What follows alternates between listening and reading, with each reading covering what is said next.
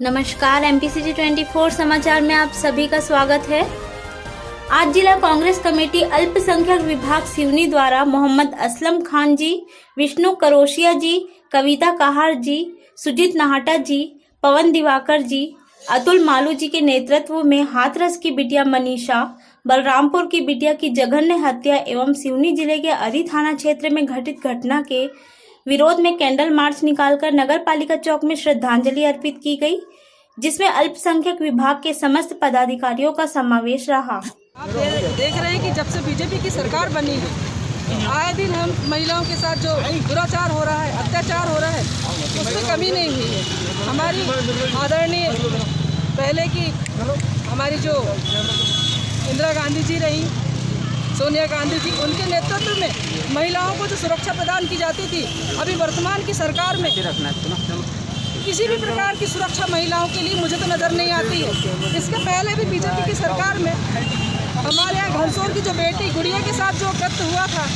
उसका भी हमने जब जांच की है तो पता चला कि सिर्फ जो शिवराज सिंह चौहान जी आए हैं, उन्हें मुआवजे की राशि के लिए कहा गया, लेकिन उस गुड़िया के परिवार को कोई सहायता नहीं दी गई। मैं खुद घनसोर दौरे पे गई थी।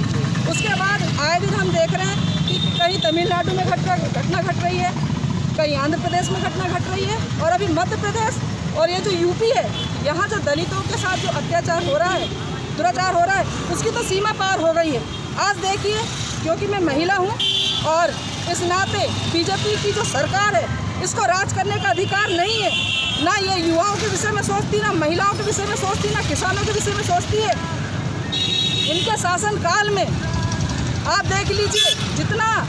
एक आम व्यक्ति परेशान है, उतना किसी के शासनकाल में नहीं रहा है। मैं चाहती हूँ कि ये जो भ्रष्ट सरकार है, इसका मुखौटा सबके सामने आना चाहिए, आम जनता तक ये बात जाना चाहिए कि वो बेटी चाहे यूपी की हो, चाहे मध्य प्रदेश की हो, बेटी तो बेटी होती है। और बेटी की कोई जात नहीं होती है, न कोई समाज होता है, वो सिर्फ बेटी होती है और वह महिला होती है।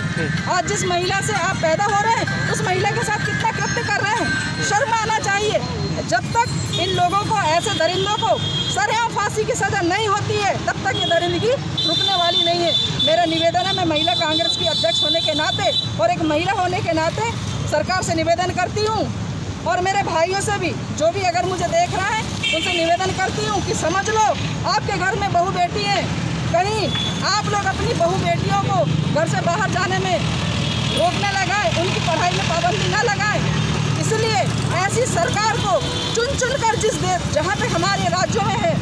इनको धीरे धीरे अलग करो और यहाँ पे महिलाओं की सुरक्षा के लिए बात करो। बस मेरा निवेदन है कि ऐसे अन्याय करने वाले अत्याचार दुराचारी को कड़ाई ऐसी सजा मुकर्रर होनी चाहिए कि जिससे कि आने वाले जो हैं उनकी रूह कांप जाए और वो ऐसा कृत्य करने से रुके। बस मैं अपनी बात को यही जो घटना घटी है वो इतनी दुख भरी है, इतनी दुखदाई है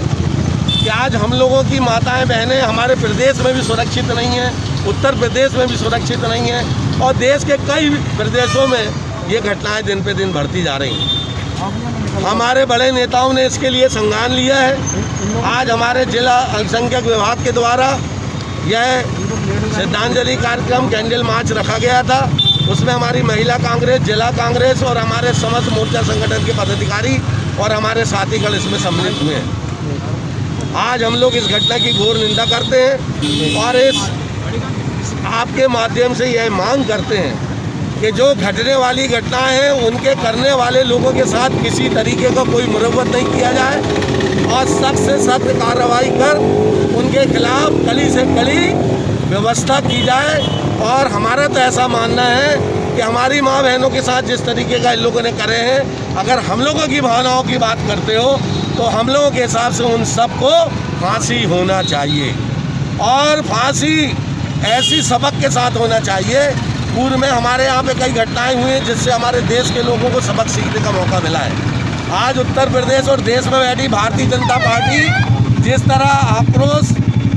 तरह इनके खिलाफ आक्रोश पूरे देश के अंदर बढ़ता जा रहा है, उसका मुख्य कारण, चाहे वो नौजवानों की बात हो, चाहे वो किसानों की बात हो, चाहे हमारी माताओं बहनों की बात हो, चाहे हमारे व्यापारी भाइयों की बात हो, चाहे हमारे किसी भी समाज के लोगों की बात हो, हद से हद तक बढ़कर इनकी तानाशाही पूरे देश के सामने आ गई है। शर्म करना चाहिए। हम इन सब घटनाओं की घोर निंदा करते हैं और आपके माध्यम से हम लोग यह मांग करते हैं कि इस तरीके की घटनाएं तत्काल बंद होना चाहिए। प्रदेश की अंधी बहरी गूंगी सरकार अगर इन सब चीज़ों से बाज नहीं आएगी तो आने वाले समय में हमारे कांग्रेस पार्टी के लोग मध्य प्रदेश नहीं पूरे देश के अंदर इतना कड़ा और पुरजोर विरोध करेंगे कि भारतीय जनता पार्टी की सीट हिल जाएगी। हम इस छोटे कार्यक्रम के माध्यम से उन्हें चेतावनी देना चाहते हैं। माँ बहनें उनके घर में भी हैं, माँ बहनें हमारे घर में भी हैं, माताएं बहनें उनकी भी हैं, हमारी भी हैं। भैया पहले अपनी माँ बहनों की सुरक्षा करने की व्यवस्था कर लो, बाद में जिस तरह की तुमको राजनीति करना है देश में करते रहना, लेकिन इस तरह की राजनीति आप लोगों की अच्छी नहीं है। इस महामारी के काल में